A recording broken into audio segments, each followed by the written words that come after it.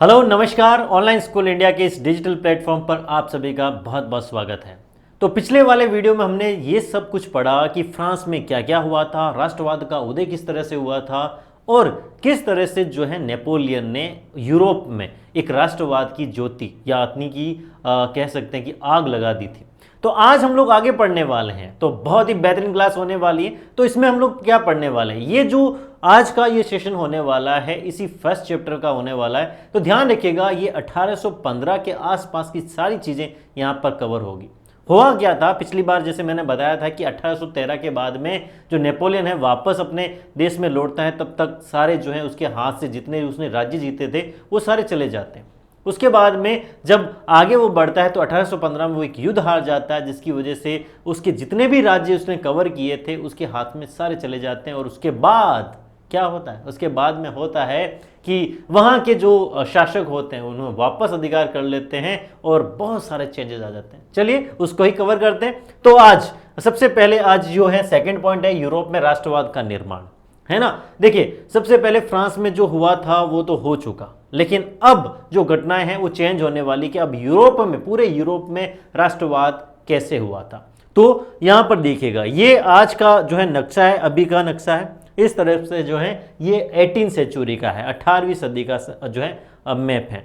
तो इसमें फर्क है, कहने का मतलब है कि जिस तरह से आज का जो है इस तरह का जो मैप दिखता है, उस वक्त उस तरह का यहाँ पर कोई भी मैप नहीं हुआ करता था। यहाँ पर मतलब कहने का मतलब उस तरह के जो हैं ये राज्य नहीं थे, बिल्कुल अलग अलग थे। सारे के सारे राज्यों में अलग अलग पार्ट बने हुए थे, अलग अलग छोटे छोटे पार्ट के अलग अलग राजा हुआ करते थे। जैसे इंडिया में, है ना, अगर आपने सोचा होगा कि उस वक्त जो है अभी से कुछ साल पहले, है ना, जब हम लोग 1857 की क्रांति के बारे में सोचते हैं तो अलग अलग राज्य, छोटे छोटे राज्य भी बने हुए थे, छोटे छोटे शासक हुआ करते थे। उसी तरह से यूरोप जैसे इस तरह का दिखता है उस तरह का था नहीं। यहाँ पे अलग अलग भागों में अलग अलग लोग जो हैं, अलग अलग शासक बसे हुए थे, बहुत अलग अलग डिफरेंट चीजें थी।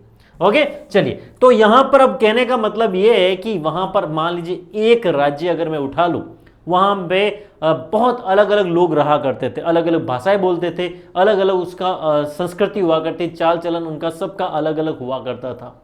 फिर भी वो लोगों में एक बात कॉमन थी। क्या बात कॉमन थी? वो राजा के प्रति बहुत निष्ठावान थे, है ना। वो अगर राजा अगर उनको कह देता था कि ये करना है तो पूरी की पूरी जनता एक साथ हो जाती थी। लेकिन उनके मन में कभी भी देश प्रेम नहीं हुआ, है ना, क्योंकि उनको लगता था कि हम सब अलग अलग हैं, अलग अलग संस्कृति के हैं, अलग अलग लैंग्वेज बोलते हैं, तो हम लोग एक कैसे हुए।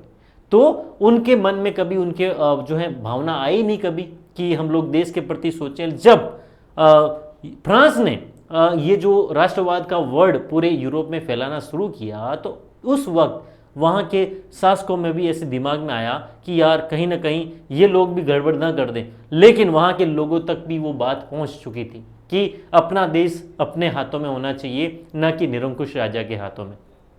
इसी घटना के साथ क्या हुआ कि कुछ इंपॉर्टेंट तिथियां दी गई हैं कि 1797 में क्या हुआ था, नेपोलियन का इटली पर हमला कर दिया था। मैंने क्या बोला था कि जब फ्रांस में नेपोलियन ने सारे अपने अधिकार अपने हाथ में ले लिए तो उसने क्या किया, आसपास के जितने भी राज्य थे उसको कवर करना शुरू कर दिया था, है ना। अब उसने क्या किया, नेपोलियन ने इटली पर हमला किया, है ना। 1814 और 15 में नेपोलियन का पतन हो जाता है और वियना की संधि होती है, बहुत इंपॉर्टेंट है, वो इसी चैप्टर में पढ़ने वाले हैं। 1821 में यूनानी स्वतंत्रता की संघर्ष की घटनाएं होती हैं। 1848 में बहुत सारी चीजें चेंजेस होते हैं, औद्योगिक क्रांति हो जाती है, फ्रांस में क्रांति हो जाती है, ये सारी चीजें हैं। 1859 से 70 में इटली का एकीकरण होता है, 1867 से 71 के बीच में जर्मनी का एकीकरण होता है और 1905 में हैब्सबर्ग ऑटोमन साम्राज्य में भी राष्ट्रवाद जो है पैदा हो जाता है। चलिए अब क्या होता है कि हैब्सबर्ग साम्राज्य, अब मैं क्या कहना चाहता हूं, मैंने अभी आपको बोला यूरोप में अलग अलग साम्राज्य थे, तो अब यहां पर एक साम्राज्य हैब्सबर्ग साम्राज्य में कई अलग अलग क्षेत्र थे, बहुत अलग अलग भागों में बंटे हुए थे, है ना, जनसमूह को जोड़कर बनाया हुआ था। इसमें एल्प्स के टिरोल, ऑस्ट्रिया, है ना, सुडेटेनलैंड जैसे इलाकों के साथ साथ बोहेमिया भी शामिल था, जहां के कुलीन वर्ग में जर्मन भाषा बोली जाती थी। कुलीन वर्ग का मतलब क्या, ऐसे वर्ग जो अपने आप को हाई लेवल के समझते थे, ऐसा जो है ऐसे लोग जो अपने आप को सोचते थे कि हम ही सबसे ऊपर हैं, है ना, क्योंकि उसके पास धन हुआ करता था लेकिन मेजोरिटी में होते थे, बहुत कम लोग होते थे जिनके पास इतनी सारी फैसिलिटी होती थी, है ना। वो क्या बोलते थे, जर्मन बोलते थे। हैब्सबर्ग साम्राज्य में लोम्बार्डी एंड वेनेशिया जैसी इतावली भाषा भी प्रांत भी मिलते हैं। मतलब वहां के कहने का मतलब एक शोर पर इतावली बोलने वाले, दूसरी शोर पर कौन सी जर्मन भाषा बोलने वाले। हंगरी में आधे लोग मैग्यार भाषा बोलते थे, जबकि बाकी लोग अलग अलग भाषाएं बोला करते थे, है ना। ऐसे ही गलेशिया के कुलीन वर्ग पोलिश भाषा बोलते थे। तो कहने का मतलब एक ही साम्राज्य में बहुत सारे जो हैं लोग अलग अलग जाति के, अलग अलग साम्राज्य, अलग अलग संस्कृति के लोग हुआ करते थे, अलग अलग भाषा बोलते थे, लेकिन वो किसके प्रति निष्ठावान थे? राजा के प्रति, मतलब सम्राट के प्रति। जो सम्राट बोलेगा वो काम करेंगे। लेकिन जब उनको लगा कि सम्राट निरंकुश हो रहा है, उसके ऊपर कोई अंकुश नहीं है, हमें परेशान कर रहा है, तब वहां की जनता में क्या फूटा? राष्ट्रवाद फूटा, है ना। चलिए आगे बढ़ते हैं। तो अब जो है कहानी में ट्विस्ट लाते हैं, अब धीरे धीरे आगे बढ़ते हैं। यहां तक तो मैंने इंट्रो दिया है, चलिए अब आगे बढ़ते हैं। अब क्या होता है? अब पहला पॉइंट आता है कुलीन वर्ग और नया मध्यम वर्ग। उस वक्त हर जगह, मतलब हर एक देश चाहे कोई भी हो, अगर उसकी संस्कृति को देखा जाए तो यहां पर कुछ लोग बहुत ऊपर लेवल के होते हैं, कुछ नीचे लेवल के होते हैं। ये तो हर जगह हुआ था, यूरोप में भी ऐसे ही हुआ था। एक तरफ थे कुलीन वर्ग, दूसरी तरफ जो थे मजदूर टाइप के, या कह सकते हैं कि ऐसे लोग जो दास, है ना, हुआ करते थे। तो कुलीन वर्ग वो लोग थे जिनके पास सब कुछ था, जमीन थी, जायदाद थी, है ना, लेकिन थे कितने? थोड़े से, बहुत कम।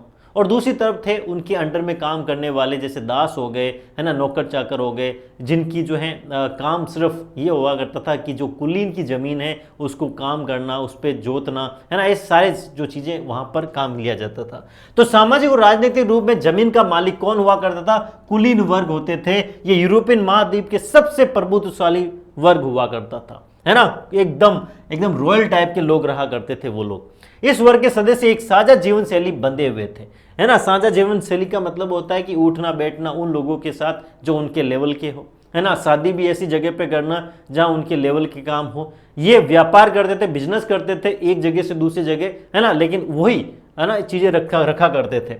ओके, वो जो क्षेत्रीय विभाजन के आर पार व्याप्त थी, वो ग्रामीण इलाके में जायदाद और शहरी हवेलियों के मालिक भी हुआ करते थे। ये अमीर लोग हुआ करते थे। कहने का मतलब है कुलीन मीन्स अमीर लोग हुआ, ठीक है। दूसरी तरफ थे दास लोग, जो इनके लिए काम किया करते थे। तो इन दोनों में बहुत ज्यादा फर्क था। एक तरफ थे कुलीन, दूसरी तरफ थे दास। तभी एक घटना होती है ना। 18वीं सदी में घटना होती है, वो होती है औद्योगिक क्रांति।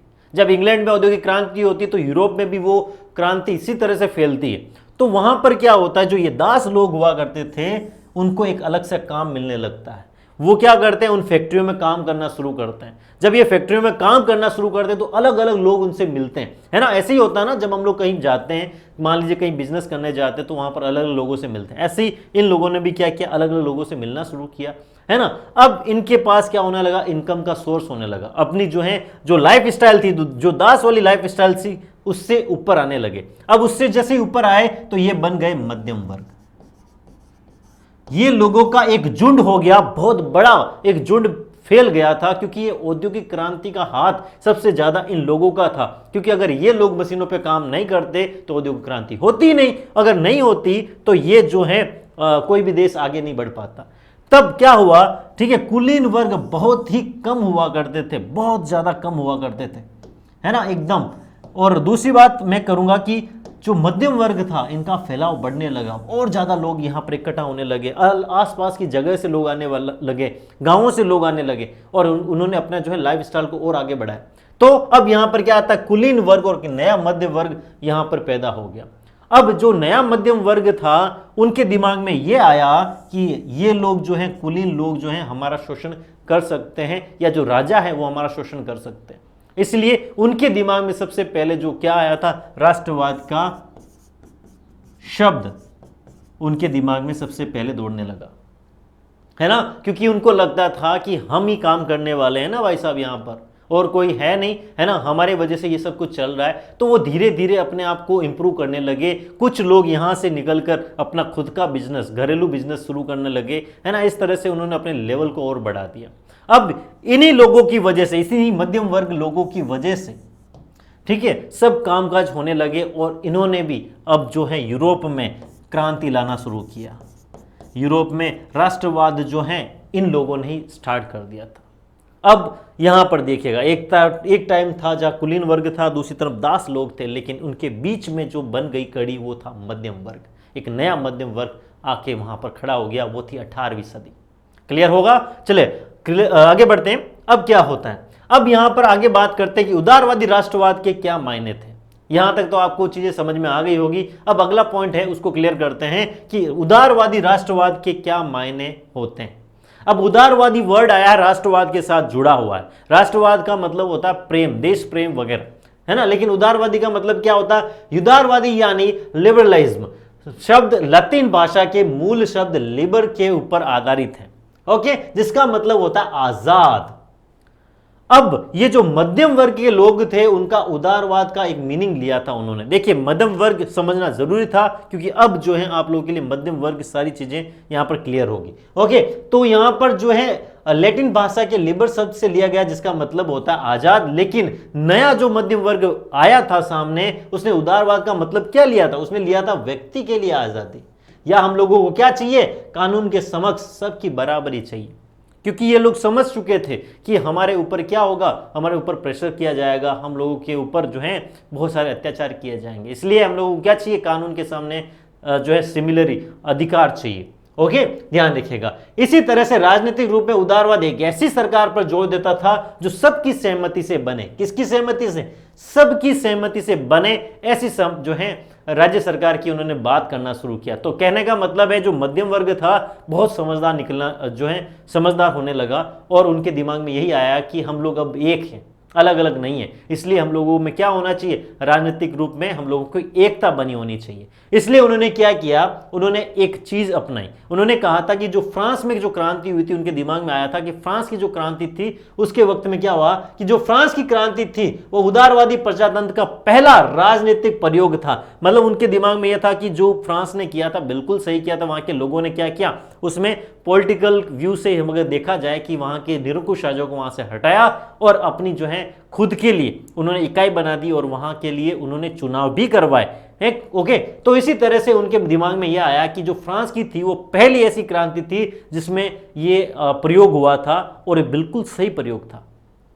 वहां मत देने और चुने जाने का अधिकार केवल, लेकिन वहां पर था क्या कि वहां पर जो वोट देने का अधिकार था या चुनने का अधिकार था, वो सिर्फ संपत्तिवान पुरुषों के हाथ में था।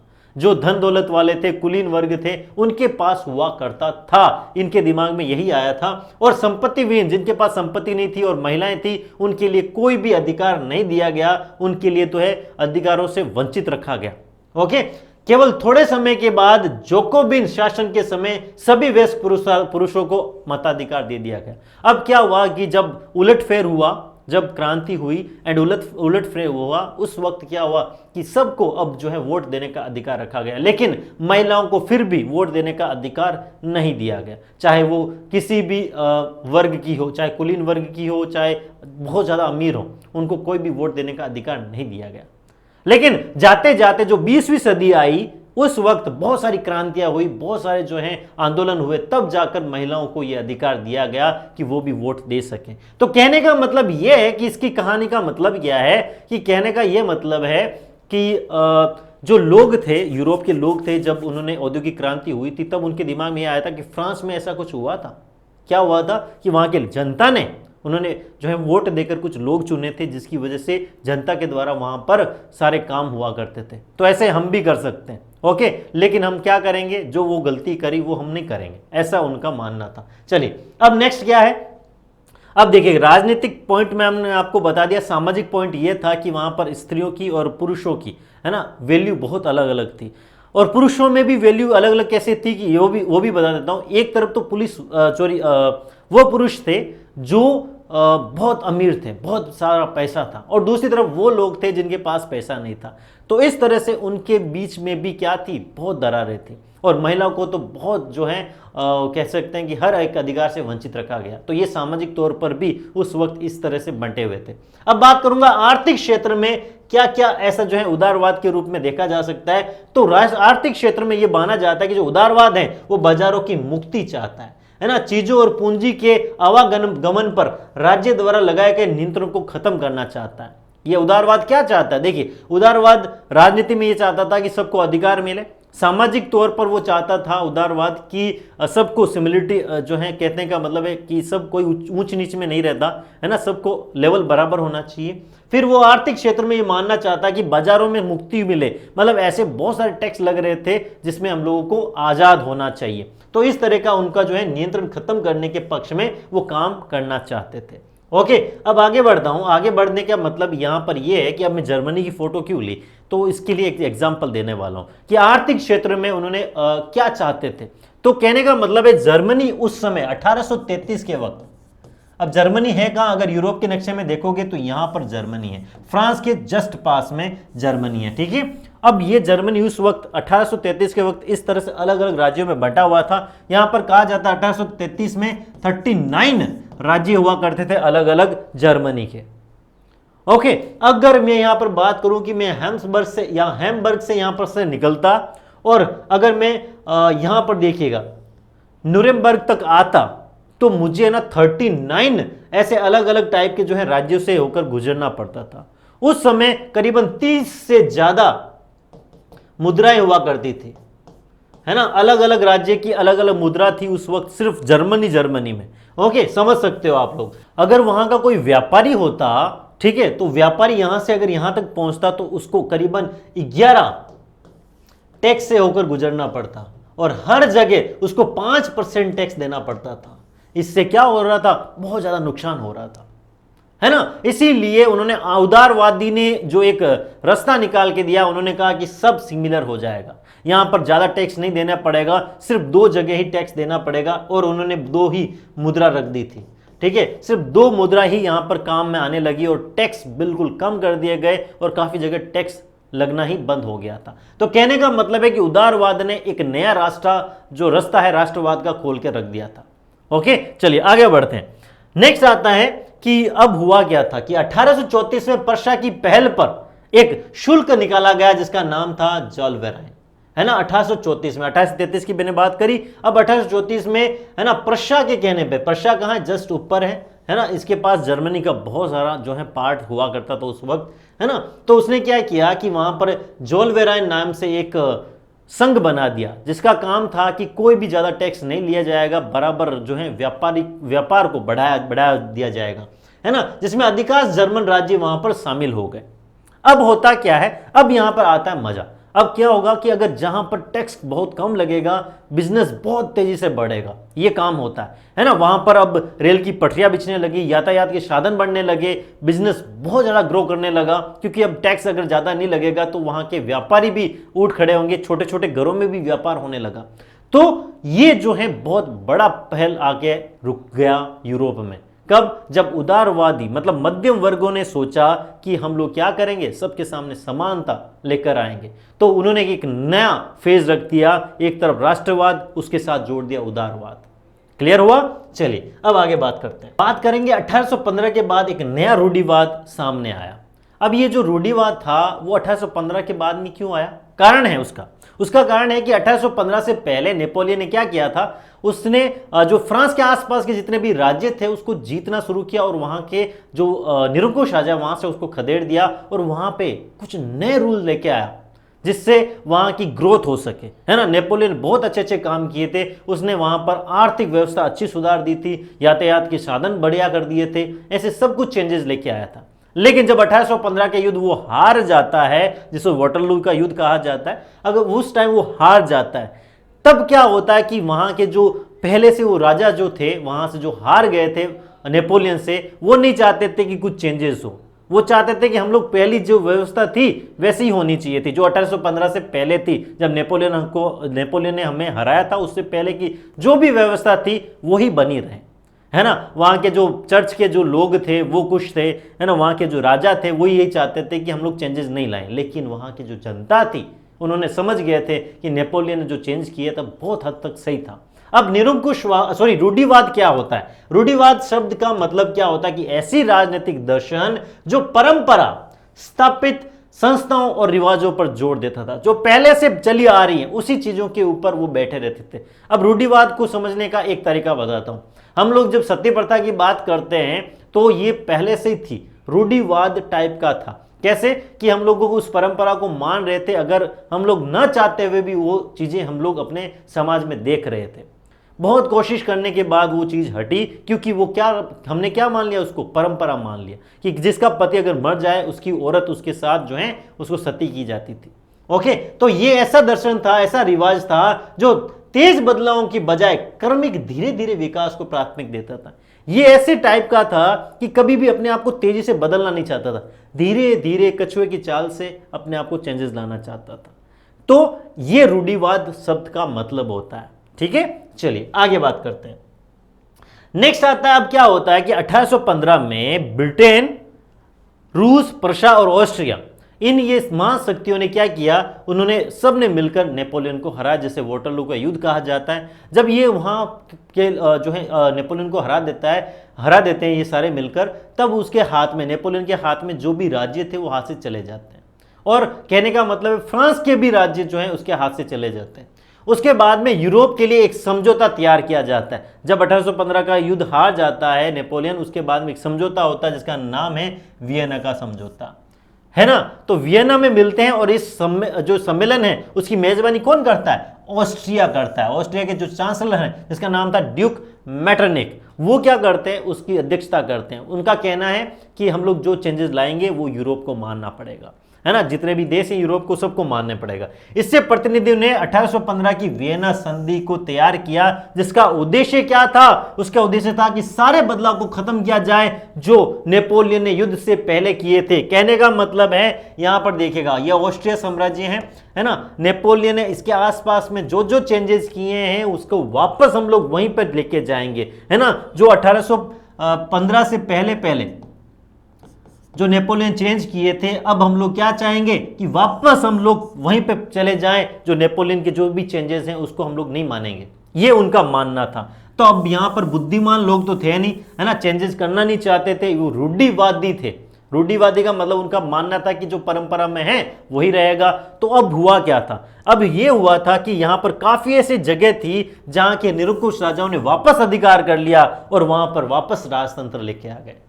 जहां प्रजातंत्र था उसको हटाकर राजतंत्र लेके आ गए, जिसकी वजह से वहां की जनता में बहुत ज्यादा आक्रोश आ गया था, है ना। राष्ट्रवाद का जो शब्द था वो छप गया था इन्हीं वजह से। ठीक है, तो वियना कांग्रेस 1815 का याद रखिएगा, कब हुआ था, 1815 वियना। ओके, चलिए नेक्स्ट आगे बात करते हैं। अब हुआ क्या था, अब उन्होंने क्या किया, वहां के जितने भी जो सम्मेलन था उसमें कुछ चेंजेस किए थे कि नीदरलैंड का राज्य वहां पर स्थापित कर दिया गया। उन्होंने क्या किया, नीदरलैंड का एक राज्य बना दिया, है ना। उसके साथ में बेल्जियम को उसके साथ में शामिल कर लिया, और उसने क्या किया, दक्षिण में जो है पेडिमेंट में जेनोवा को जोड़ दिया गया। प्रशा को उसकी पश्चिमी सीमा को महत्वपूर्ण रूप से जो है नए इलाके दे दिए गए थे। मतलब पर्शिया ये है, पर्शिया को जो है पश्चिमी भाग का, यहां पर काफी ऐसी हिस्सा था जो पर्शिया को दे दिया गया था। उसके बाद में ऑस्ट्रेलिया को उत्तरी इटली का नियंत्रण दे दिया गया था। जो ऑस्ट्रिया था उसको कह दिया गया भाई तुम, है ना, अलग से जो है एक राज्य रख लो, यहां पे जितने भी राज्य हैं वो आप रख लो। लेकिन सबसे बड़ी बात है, इन लोगों ने क्या किया, जो नेपोलियन ने 39 राज्य बनाए थे जर्मनी के, कितने, जर्मनी के कितने बनाए थे, 39 जो है राज्य बनाए थे। ध्यान रखिएगा, अलग अलग टुकड़ों में यहां पर बटे हुए थे यहां पर। ठीक है, जितने भी थे 39 महासंघों को वहीं पर रखा गया। उन्होंने कोई चेंज नहीं किया, क्योंकि उनको पता था कि जर्मनी एक हो गया तो यहां पर दिक्कत ला सकता है ना, कुछ ना कुछ गड़बड़ हो सकता है, इसलिए उसको बरकरार रखा। लेकिन बाकी के जितने भी हिस्से थे उनमें सब कुछ चेंज ला दिया, वापस राजाओं के हाथ में पावर दे दी, है ना। चर्च के लोग बहुत खुश थे, जो कुलीन लोग थे वो भी बहुत खुश थे। उनको लगा कि जो नेपोलियन ने चेंज किया उसका घाटा हो रहा था उन लोगों को, लेकिन अब वापस वही चीज आ रही थी जो पहले जमाने में थी। ओके, इसी के बाद में जब ये चीजें होने लगी तो वहां की जनता बहुत दुखी हो गई। जब वहां की जनता दुखी हुई तब क्या हुआ, ठीक है, तो उन्होंने थोड़ा आक्रोश जताना शुरू किया, वो गुस्से में आए। लेकिन उसी वक्त वहां के आसपास में है जो एक नियम बना दिया गया, वो था सेंसरशिप का नियम। आप लोग कोई भी क्रांति नहीं कर सकते थे, नहीं कोई बातें फैला सकते थे, नहीं न्यूज़पेपर में आप बात दे सकते थे, ना पत्र इधर उधर भेज सकते थे, क्रांति की बात सोच नहीं सकते थे। इस तरह का सेंसरशिप के नियम बना दिए गए। उसके बाद में प्रेस की जो आज़ादी थी वो भी छीन ली गई। प्रेस को यह बोलने से मना कर दिया गया कि हम लोगों के ऊपर जो निरंकुश शब्द हैं अगर ले लिया ना तो आपकी खैर नहीं। तो निरंकुश अगर कोई भी बंदा वहां पर बोलता कि यहाँ पर निरंकुश शासन का राज्य है तो उनके ऊपर जो है अत्याचार होना शुरू हो जाता था। ओके, तो कहने का मतलब है सेंसरशिप नियम इसलिए बनाया गया कि निरंकुश होने के बावजूद आप लोगों को चुप रहना पड़ेगा, है ना। ये सबसे बड़ी जो है यहां पर चीज हुआ करती थी उस वक्त यूरोप में। ठीक है, नेपोलियन के जाने के बाद यहां पर वापस वही चीज आ गई जो पहले जमाने में हुआ करती थी। चलिए नेक्स्ट, अब आगे क्या आता है। अब यहां पर कुछ लोगों का यहां पर एक फोटो बनाई गई है ना। एक कहने का मतलब है कि उन्होंने एक व्यंग्य कसा है। व्यंग्य ये कसा कि ये बहुत होशियार लोग थे, है ना। उनका काम क्या था, उन्होंने रूल बनाए थे। अब सबसे पहला रूल उन्होंने ये बनाया था कि सबसे पहले जब बैठक कर रहे थे उनका ये था कि हम लोग कितनी देर तक सोचने के लिए दिया जाएगा, है ना। हम बहुत टाइम तक सोचेंगे, फिर कोई रूल आएगा तो हम बताएंगे, है ना। लेकिन उनका क्या मानना था कि जो हम लोग पढ़े लिखे हैं तो हमारा पहला काम क्या है, पहला नियम क्या है, खामोशी, चुपचाप हम रहेंगे। जब बोलना होगा तो बोल देंगे, लेकिन हम लोग चिंतन करते रहेंगे, फिर जो भी रूल होगा देखा जाएगा। ये व्यंग्य रखा गया जब 1815 के बाद में इतनी घटनाएं हो रही थी, लेकिन ये शांति से बैठे थे। उनको पता था कि निरंकुशवाद गलत है, फिर भी ये चुप बैठे थे। ओके, चलिए आगे बात करते हैं। नेक्स्ट आता अब क्रांतिकारी। अब क्या था, अब जब आपके ऊपर अत्याचार होने लगे, वापस पुरानी चीजें थोप दी जाए। कैसे बताता हूं, वापस एग्जांपल लेता हूं कि जब मान लीजिए इंडिया में क्या हुआ था कि 1857 की क्रांति हुई थी, लेकिन असफल रही। फिर 1947 को भारत को आजाद कर दिया गया। अब मान लीजिए भारत को जब आजाद किया गया तो वापस अगर मान लीजिए हम लोग राजा महाराजा को वापस अपने राज्य दे देते तो हम लोग क्या कर रहे थे, हम वापस रूढ़िवादी की तरफ चले जाते। हम पिछली जो जितना भी जमाना था उसकी तरफ चले जाते। हम लोग कुछ भी नया चेंज नहीं कर पाते। इसी हिसाब से यूरोप ने भी ऐसा किया था, वो वापस पीछे चला गया था। ओके, चलिए अब क्या था, उसी वजह से यहाँ के जो यूरोप के जो लोग थे, जो आसपास के वहाँ के जो समझदार लोग थे, मध्यम वर्ग के लोग थे, उनके दिमाग में आया ये तो गलत किया साहब, जो ये वीना की संधि थी बहुत ज़्यादा गलत थी, है ना। इसलिए उन्होंने क्या किया, उन्होंने क्रांतिकारी संगठन बनाना शुरू किया। अब उनमें से काफ़ी होशियार लोग थे। उनमें से एक था जिसका नाम था जूसेपी मैत्सिनी। इसका जन्म, इटली का एक क्रांतिकारी था जिसका जन्म 1807 में जेनोवा में होता है, और वो कार्बोनेरी के गुप्त संगठन से जुड़ा हुआ था, है ना, एक सदस्य बना हुआ था। 24 साल की युवा अवस्था में उसने लिगुरिया में क्रांति करने के लिए उसको बहिष्कृत कर दिया गया, बाहर निकाल दिया गया। लेकिन उसके पश्चात भी उसने 2 और भूमिगत संगठन बनाए, जिसका पहला था मोर्से की यंग इटली और दूसरा था बर्न में यंग यूरोप। उसने 2 ग्रुप बना लिए थे फिर भी, है ना। एक ऐसा बंदा था जैसे यहाँ पर हमारे चंद्रशेखर आजाद थे, जैसे हमारे यहाँ पर भगत सिंह थे, उसी तरह का ये बंदा था। उसने 2 ग्रुप बनाए, एक था यंग इटली। इसका काम था कि इटली में, है ना, लोगों को समझाएं कि हमारे ऊपर गलत हो रहा है, हमारा जो राजा है वो गलत कर रहा है, और ये यूरोप की जो भी नियम बनाए गए वो सारे गलत हैं। इसलिए वहाँ के संघ बना रहा था ताकि आने वाले वक्त में कुछ चेंज ला सके। ऐसे ही उसने बर्न में एक यंग यूरोप नाम का एक ग्रुप बनाया ताकि यूरोप के सारे लोगों को जगा सके। ओके, जिसके सदस्य कौन कौन थे, पोलैंड, फ्रांस, इटली, जर्मनी, यहाँ के राज्य के समान विचार रखने वाले युवा थे। कौन थे, सारे के सारे युवा लोग इकट्ठा हो रहे थे ताकि ये जो चीजें गलत हो रही है ना उसके खिलाफ बोल सके। इसलिए उन्होंने सारा चीजें की। मैत्सिनी का विश्वास यह था कि ईश्वर की मर्जी के अनुसार ही राष्ट्र, है ना, यहां पर गलत है ये, कि उसका विश्वास था कि ईश्वर की मर्जी के अनुसार ही राष्ट्र क्या है, एक प्राकृतिक इकाई है मनुष्य की, है ना, प्राकृतिक इकाई। कहने का मतलब है कि ये हमारी जमीन है, ये यहाँ की जो जनता है वो चाहती है जैसा ही होना चाहिए, है ना। जनता का विकास किसके हिसाब से होगा, जो जनता चाहेगी, जनता का इच्छा होगी, उसी हिसाब से तो विकास हो सकता है। इसलिए इस भाई साहब ने, यही थे, है ना, जूसेपे मैत्सिनी, इन्होंने क्रांति ला दी थी। यूरोप में बहुत हद तक जो है क्रांति ला दी थी। उसके बाद में क्या होता है, क्रांतिकारी गतिविधियां स्टार्ट होती है। अब जो अगला पॉइंट है वो आता है क्रांतियों का युग। अब उसके बाद में हर जगह क्रांतियां होने लगती हैं। अब यह क्रांतियों का युग कब माना जाता है, 1830 से लगाकर 1848 के बीच में। अब ऐसी जो क्रांतियां हैं वो शुरू होने लगी यूरोप में। अब देखिएगा, एक बात यह है कि आप लोग जो हैं, आपके ऊपर अगर अत्याचार होने लगे तो आप क्या करेंगे, है ना। मान लीजिए आप किसी कक्षा में बैठे हैं और आपका जो मॉनिटर है वो आपका राजा है, और आपके साथ अत्याचार करता रहे, है ना। देखो एक बार ये होता है कि आप लोग जो है मॉनिटर सिस्टम हटा दिया जाता है, लेकिन वापस मॉनिटर सिस्टम लेके आ जाते हैं, तो उसमें क्या होता है कि आप लोगों को लगता है ये गलत है, तो आप लोग क्या करेंगे, आप लोग आंदोलन करेंगे, क्रांति करने लगेंगे, है ना, उसके खिलाफ आवाज उठाएंगे। तो इसी तरह जो है यूरोप में ऐसा हुआ, क्रांतिकारी गतिविधियां बहुत ज्यादा बढ़ने लग गई थी। 1830 से लगाकर 48 के बीच में इतनी घटनाएं हो गई थी, जिसकी वजह से वहां के लोगों में इतनी जो है कहने का मतलब है कि वो सोच रहे थे कि हम लोगों को क्या चाहिए, अपना खुद का राष्ट्र चाहिए, है ना, हम किसी के अंडर में काम नहीं करने वाले। इसी हिसाब से प्रथम विद्रोह माना जाता है कि फ्रांस में हुआ था 1830 में, क्योंकि देखिए मैंने क्या बोला था, 1815 के बाद में जब नेपोलियन हार जाता है, उसके बाद में क्या होता है, उसके बाद में होता यह है कि वहां के जो फ्रांस के राज्य हैं वो भी टूटने लग जाते हैं। वहां पर भी जो ये वियना का जो संधि होती है ना, वियना की संधि में भी फ्रांस को भी काफ़ी हद तक जो है गिराया जाता है। वहाँ पर अलग अलग जो है राज्यों को, है ना, अलग अलग देशों को सौंप दिया जाता है। वहाँ पर क्या होता है कि पहली बार काफ़ी टाइम पे परेशान होने के बाद 1830 में एक आंदोलन होता है, जिसमें बर्बो राजा, जिन्होंने 1815 के बाद रूढ़िवादी प्रतिक्रिया के दौरान सत्ता में बहाल कर दिया गया, मतलब पहले से जो है पहला कोई राजा था वहाँ पर नेपोलियन ने उसको हटा दिया था, वापस जो है उसी राजा को वहाँ पर बैठा दिया गया। ओके, उन्हें अब उदारवादी क्रांतिकारियों ने उखाड़ फेंका। इस बार उन्होंने उदारवादी जो क्रांतिकारी थे उन्होंने कहा कि हमें समानता चाहिए, उदारवाद का मतलब समानता, है ना। तो उदारवादी क्रांतिकारियों ने क्या किया, उनको उखाड़ फेंका कि जाइए, हमें तो जरूरत ही नहीं है तुम लोगों की, है ना। उनकी जगह एक संवैधानिक राजतंत्र स्थापित करने के लिए बात की गई, जिसका अध्यक्ष था लुई फिलिप, है ना। उनका मानना था कि हमें राजतंत्र नहीं चाहिए, हमें ऐसे लोग नहीं चाहिए, है ना। फिर भी उनके मन में यह था कि चलो, अध्यक्ष कौन था, लुई फिलिप, उसके कहने पर राजतंत्र की हामी भर ली।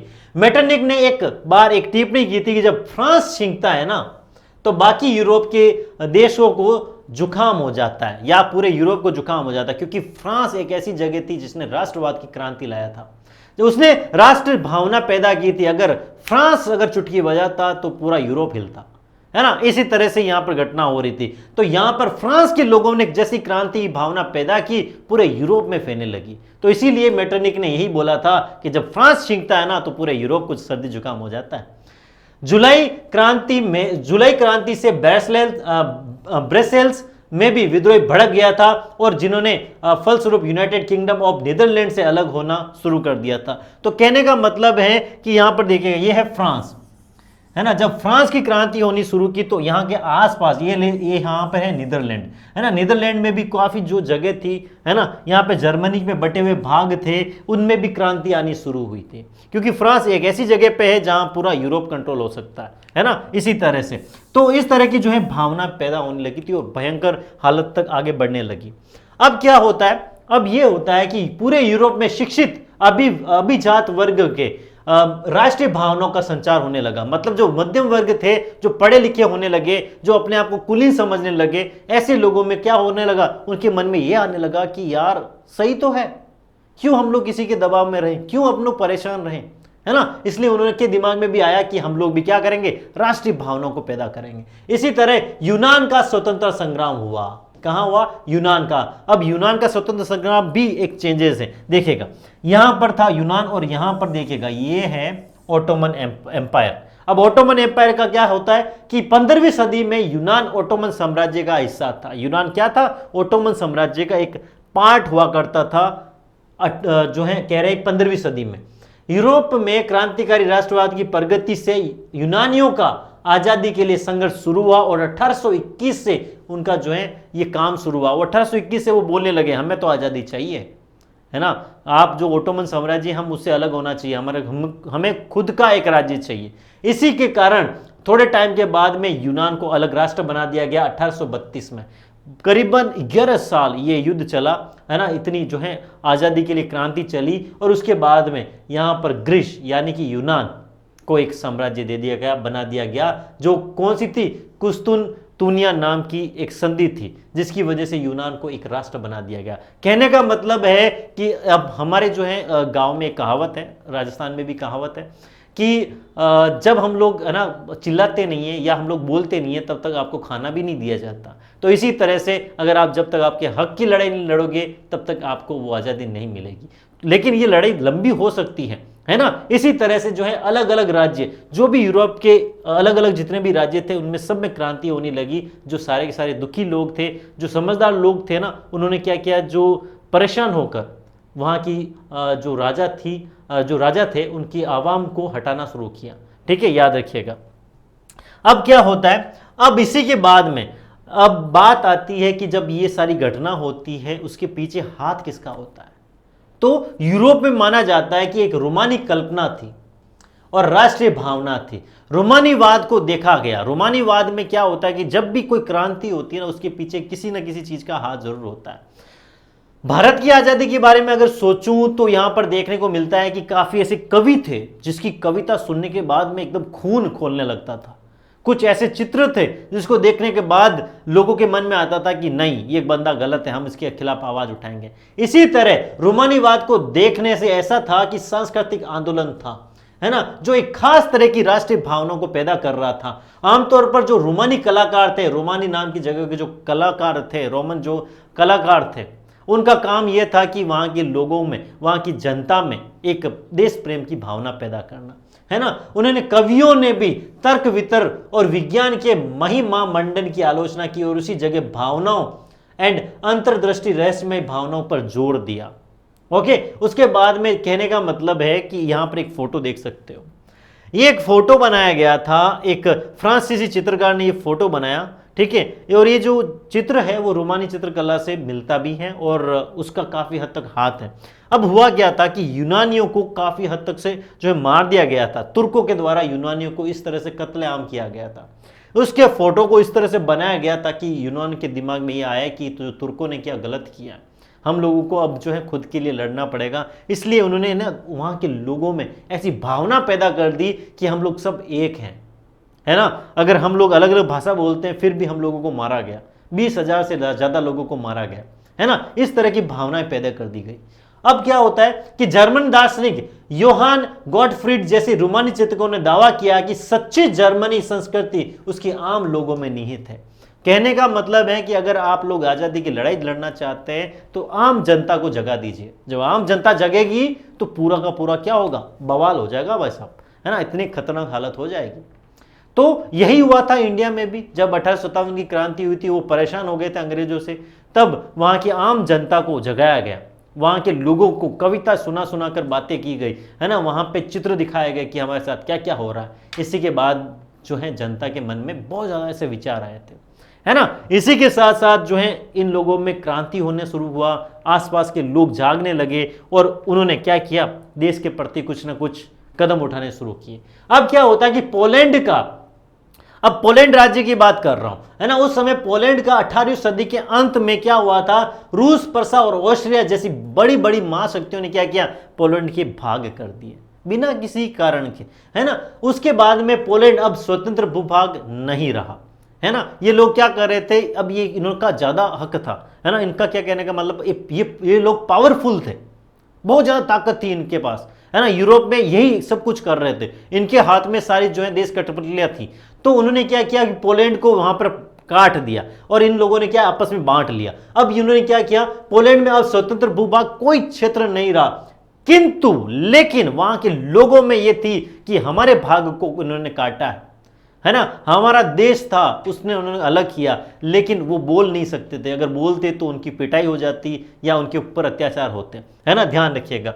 अब होता क्या है, अब जब पोलैंड को अलग अलग भागों में बांटा गया तो वहां की भावनाओं को जगाने के लिए, देश की प्रेम की भावनाओं को जगाने के लिए क्या किया गया, संगीत और भाषा के जरिए वहां पर जीवित रखा गया कि हम लोग पोलैंड वासी हैं, हमारे कितने भी भाग कर दे लेकिन हम एक हैं, हम वापस आज़ादी की लड़ाई लड़ेंगे और वापस पोलैंड को एक करेंगे। इस तरह की उन्होंने भावना रखी थी। मसलन कैरोल और कुर्पिस्की, ऐसे ऐसे शब्द है ना, बोलने में जीभ लपला जाए। तो कैरोल कुर्पिस्की ने राष्ट्रीय संघ का अपने ओपेरा और संगीत से गुणगान करना शुरू किया। पोलेनेस और माजुरोका जैसे लोक नृत्यों को राष्ट्रीय प्रतीकों में बदल दिया गया। कहने का मतलब है कि जब हम लोग देश के प्रति भावना रखते हैं ना, तो वहां पर कुछ चीजें उसका प्रतीक के रूप में ले लेते हैं। कैसे बताता हूं। इंडिया में अगर जब आजादी हुई थी तब हमने क्या किया था, हमने एक तिरंगा ले लिया था, है ना। तिरंगा को एक प्रतीक के रूप में मानने लगे थे कि यही हम इसके लिए जिएंगे, हम इसके लिए मरेंगे। फिर राष्ट्रगान आया, राष्ट्रगीत आया, है ना। इस तरह से हमने प्रतीक लेना शुरू किया। ऐसे ही पोलैंड वासियों ने ऐसा ही शुरू किया। यहां पर क्या हुआ कि रूस ने पोलैंड वासियों के ऊपर अत्याचार करना शुरू किया, बहुत मारपीट की, है ना। वहां पर काफी हद तक वहां पर अपना दबाव बनाया, क्योंकि रूस चाहता था कि उसका जो एरिया है और बढ़े। उसने पोलैंड को अपने अधिकार में ले लिया और वहां के लोगों को कहा कि अब आप लोग रूसी बोलेंगे, न कि आप पोलिश भाषा बोलेंगे, क्योंकि पोलैंड में पोलिश भाषा बोली जाती थी।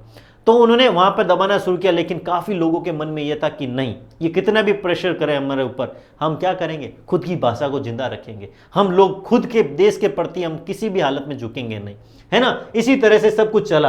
अब क्या हुआ, 1831 में रूस के विरुद्ध एक सशस्त्र विद्रोह हुआ और आखिरकार उसको भी कुचल दिया गया, है ना। काफी माथापोड़ी हुई, काफी लोग इकट्ठा हुए और रूस के खिलाफ उन्होंने आवाज उठाई। देखिएगा, यह रशिया का एम्पायर है, यह रशिया है, और पोलैंड कहां है, ये रहा पोलैंड, ठीक है, दिख रहा होगा ना आपको आराम से। तो पोलैंड यहां पर था। अब रूस ने क्या किया कि इस पोलैंड के टुकड़े कर दिए और पोलैंड के काफी हिस्से अपने आप जो है अपने पास रख लिए।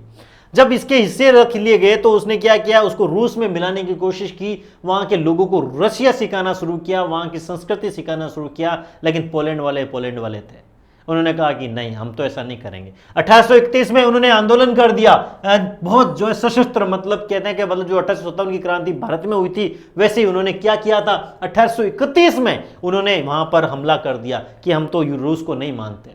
लेकिन फिर भी रूस पावरफुल था, उसने ये जो है ये जो चीज थी उन्होंने दबा दिया। लेकिन फिर भी पोलैंड के मन में यही था, पोलैंड के देशवासियों के मन में यह था कि हम लोग क्या करेंगे, हमारे देश को आजाद करेंगे।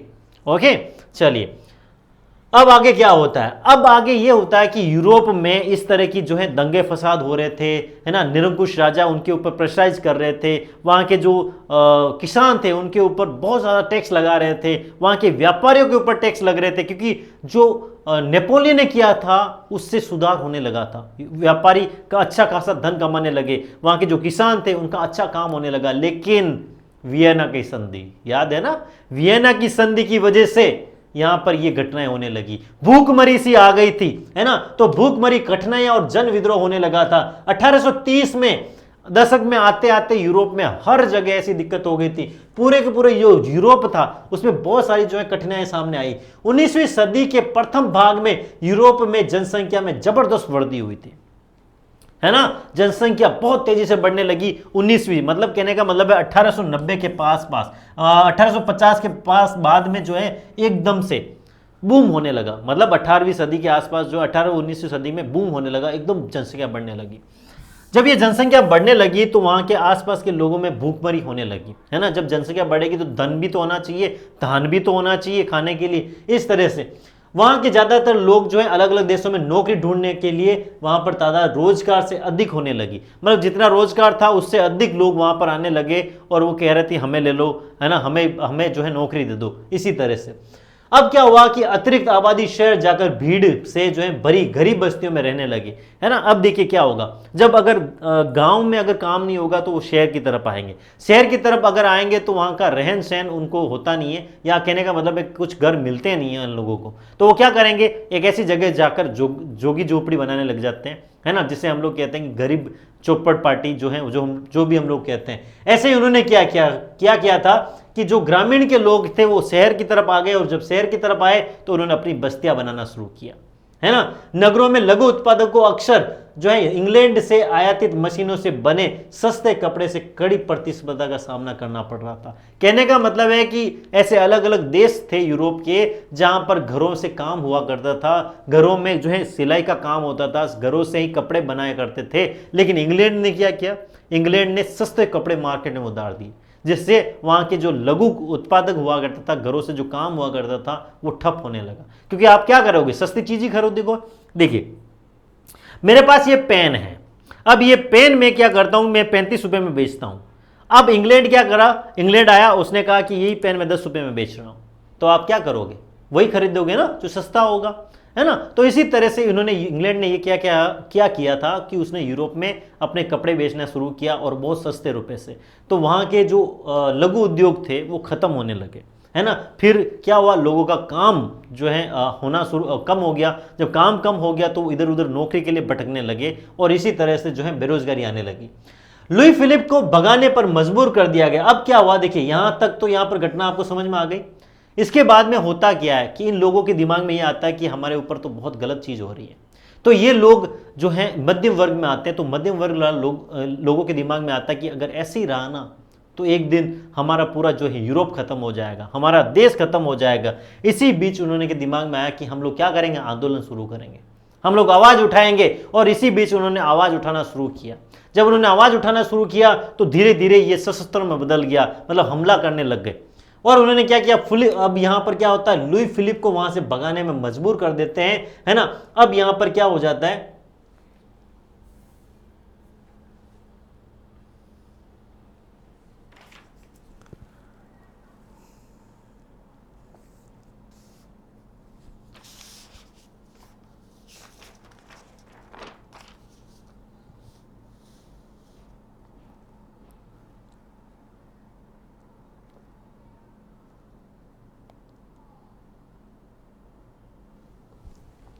तो इस वक्त फिर क्या होता है कि फ्रांस की बात कर रहा हूं, और फ्रांस में क्या होता है कि वहां पर जो लुई फिलिप और वहां का राजा होता है, वहां से जनता बहुत दुखी हो जाती है और उसको क्या कर देते हैं, उनको भगाने में मजबूर कर देता है। वो भाग जाता है वहां से, है ना। इतना खतरनाक वहां पर वो क्या करते हैं, आंदोलन करने लग जाते हैं।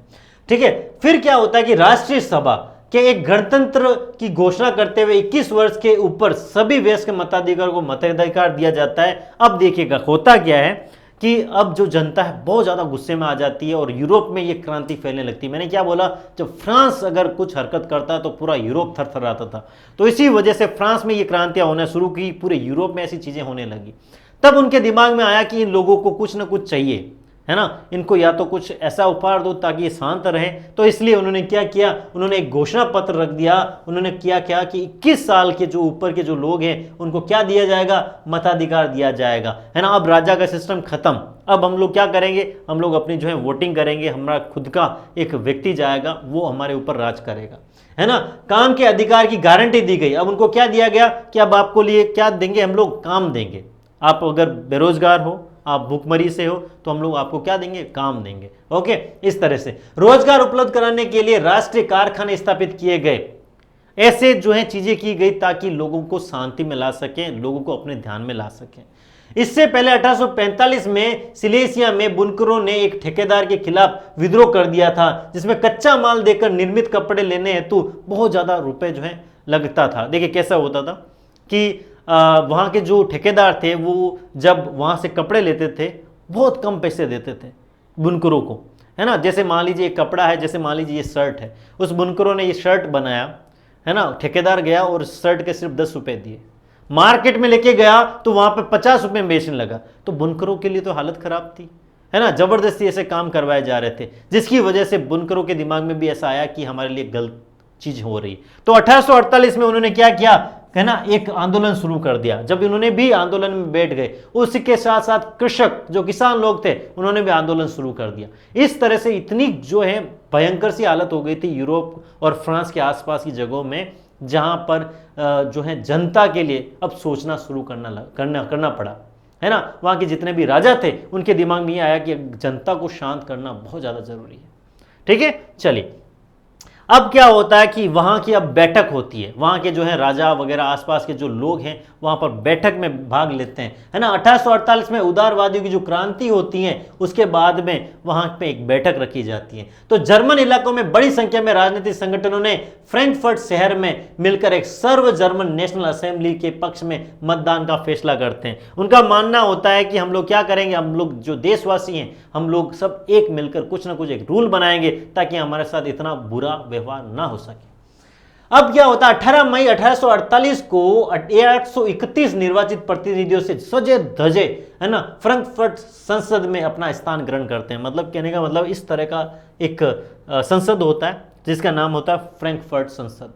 यहां पर करीबन 831 लोग यहां पर वोटिंग लेकर यहां पर बैठते हैं और इनका काम होता है कि हम लोग जनता के लिए कुछ करेंगे, है ना, आसपास के देश के लिए भी कुछ करेंगे, इस तरह का, है ना, उनके जो है मन में होता है। यहाँ पर स्त्रियां भी आती हैं, पुरुष भी आते हैं, लेकिन स्त्रियों को वहाँ पर कुछ किसी तरह की सीट नहीं दी जाती। मतलब कहने का मतलब है वो इसमें भाग नहीं ले सकती थी, लेकिन वो इस सभा को देख सकती थी, ये उनका अधिकार था। ओके। अब क्या होता है कि वो सब जो है अपनी जगह पे बैठते हैं और सेंट पॉल चर्च में ये आयोजित की जाती है। ये संसद कहाँ रखी जाती है? एक चर्च होता है वहां पर। उन्होंने एक जर्मन राष्ट्र के लिए एक संविधान का प्रारूप तैयार किया। अब यहां पर जो जर्मनी के लिए, क्योंकि देखिए मैंने क्या बोला था, जर्मनी को 39 अलग अलग भागों में बांटा गया था, है ना। और जब 1815 में वियना की संधि होती है तभी जर्मनी को एक राज्य के रूप में नहीं लाया जाता, अलग अलग भागों में बांटा रखता है, ठीक है। इसी वजह से यहां पर जर्मनी के लिए एक प्रारूप तैयार किया जाता है। प्रशा के राजा को वहां पर क्या कहा जाता है? फेडरिक विलेम चतुर्थ नाम होता है, उसको ताज पहनाने की कोशिश की जाती है। अब देखिएगा, जर्मनी किसके कंट्रोल में था? प्रशा के कंट्रोल में था। अब प्रशा को ही अगर वहां का राजा बना दिया जाता या अध्यक्ष बना दिया जाता तो गड़बड़ हो सकती थी। तो काफी लोगों ने इसकी जो है नाराजगी व्यक्त की। तो वहां का जो प्रशा का राजा था वो बहुत ज्यादा परेशान हो गया और उसने जो है इस तरह की जो शासन व्यवस्था थी उसको ठुकरा दिया, ठीक है। अब जो ये मीटिंग थी, अब जर्मनी की भलाई के लिए जो मीटिंग थी उसको ठुकरा दी गई और सब लोग अलग अलग हो गए। और फिर क्या हुआ कि वहां के जो राजाओं ने क्या किया, वहां की जनता को परेशान करना शुरू किया और जितने भी आंदोलन थे उसको दबाना शुरू किया। अब क्या था, रूढ़िवादी ताकतों ने 1848 में उदारवादी आंदोलन को दबाने में कामयाब हुई, किंतु लेकिन यहां पर आता है एक मोड़ कि यहां तक सारी घटनाएं होती हैं। मैंने आपको धीरे धीरे सारी घटनाएं बताई। अब क्या होता है, अब जब बार बार वो चीजें होने लगे तो क्या होता है, दिमाग में एक तो घंटी बजती है कि ये क्यों हो रहा है ना। होता है ना, अगर मान लीजिए आपका घर का एक दरवाजा है वो बार बार बोल रहा है रात को, तो उठेंगे तो जरूर आप उसको देखेंगे क्यों बोल रहा है। ऐसे तो नहीं कि भूत आया है और हम लोग सोते रहेंगे, ऐसा नहीं है, ठीक है। तो वहां के जो राजाओं के दिमाग में यह आया कि भाई साहब 1830 से लगाकर 1848, मतलब 18 सालों में ये रेगुलर आंदोलन कर रहे हैं, रेगुलर इतनी जो है माथाफोड़ी कर रहे हैं, तो हम क्या करेंगे। तो उनका मानना था कि या कुछ ना कुछ गड़बड़ है। तो उन्होंने क्या किया, पुरानी व्यवस्था को बहाल नहीं कर पाई, उनके जो है पुरानी चीजों को उन्होंने हटा दिया, है ना। राजाओं को यह समझ में आने लगा कि उदारवादी राष्ट्रवादी क्रांतिकारियों को रियायतें देकर क्रांति और दमन के चक्र को समाप्त कर सकते हैं। इनको कुछ दे दीजिए, है ना, कुछ छूट दीजिए ताकि ये शांति बनाए रखें। ओके। अब 1848 के बाद में वर्षों में मध्य और पूर्वी यूरोप के निरंकुश राजशाहियों ने परिवर्तन को प्रारंभ किया। अब चेंजेस लाना शुरू किया, वहां के जो राजा हैं उन्होंने कुछ ना कुछ चेंजेस लाना शुरू कर दिया। पश्चिमी यूरोप में 1815 से पहले हो चुके थे। जो देखिएगा यहां पर एक लाइन लिखी है, पश्चिमी यूरोप मतलब फ्रांस के आसपास के जो राज्य थे वो 1815 में जो चेंजेस हो चुके थे वो अब 1848 में चेंज हो रहे हैं। अब आपके दिमाग में आया, मैंने बोला ना कि जो नेपोलियन ने जो चेंजेस किया था 1815 में, उस वियना की संधि में उस चेंजेस को मानना मना कर दिया था, लेकिन उसके काफी साल बाद 1848 में वही चेंजेस उन्होंने वापस अपनाया। अगर उस वक्त अपना लेते ना तो इतनी बुरी हालत नहीं होती। ओके। तब अब 1848 में उन्होंने वापस वही रूल लगाने शुरू किए जो नेपोलियन ने शुरू किए थे। इस प्रकार हैम्सबर्ग अधिकार वाले क्षेत्रों में और रूस में भूदासव और बंधु मजदूरों की जो है मजदूरी समाप्त कर दी गई और हैम्सबर्ग शासकों ने हंगरी के लोगों को ज्यादा स्वायत्ता प्रदान की। अब देखिएगा, जो राज्य जिसके ऊपर अधिकार करके बैठा था वहां पर कुछ छूट देने लगे, ताकि अगर ये जनता उठ गई ना तो वहां के राजा का ना तो शासन रहेगा ना कुछ और रहेगा, है ना उसकी गर्दन रहेगी। इसी तरह से उन्होंने वहां पर कुछ छूट देना शुरू किया। इससे निरंकुश मैगियरों के प्रभुत्व के रास्ता साफ हो गया। मतलब कहने का मतलब है कि काफी ऐसी जगह थी जहां के जनताओं ने शांति बनाना शुरू किया कि अच्छा है, कुछ तो मिल रहा है ना। अब देखिएगा यहाँ पे कुछ वर्ड दिए गए हैं, इंपॉर्टेंट वर्ड है। सबसे पहले आता है विचारधारा। अब विचारधारा का मतलब क्या होता है कि एक खास प्रकार की सामाजिक और राजनीतिक दृष्टि को इंगित करने वाला विचार का समूह। मतलब अगर मैं कहूं कि हम लोगों को, जैसे गांधी जी की एक विचारधारा थी, है ना, गांधी जी जो कहते थे वो लोग मानते थे क्योंकि उनको लगता था कि वो सही है, तो ये एक विचारधारा थी। उसी तरह नारीवाद क्या था। अब नारीवाद भी शब्द आया है तो इसका मतलब होता है स्त्री पुरुष की सामाजिक आर्थिक राजनीतिक समानता की सोच के आधार पर महिलाओं को अधिकार और हित का बोध देना, ये नारीवाद था। मतलब स्त्रियों को भी, है ना, पुरुषों की तरह समान समझना, उनको भी काफी अधिकार देना, ये नारीवाद था। चलिए अब आगे बढ़ते हैं। अब नेक्स्ट आता है जर्मनी और इटली का निर्माण। ठीक है, देखिएगा अब क्या था, मैंने आपको क्या बताया कि जर्मनी को अलग अलग भागों में बांट दिया गया था, है ना। जर्मनी को 39 भागों में बांटा गया था। अब जर्मनी का एकीकरण तो होना लाजमी था, इतनी ज़्यादा जनता ने आक्रोश कर दिया था। अब अलग अलग लोग, उसके दिमाग में यह था कि हमारी जो जर्मनी है तो हम जर्मन भाषा बोलते हैं, हम चाहे कुछ भी हैं, हम एक हैं। तो ये मन की भावना पहले से थी और रोमानी कलाकारों के द्वारा जो है वहां पर संगीत वगैरह इस तरह से जो है माहौल बना रखा था। अब क्या हुआ, फिर जर्मनी का एकीकरण होता है, उसके बाद में इटली का निर्माण होता है।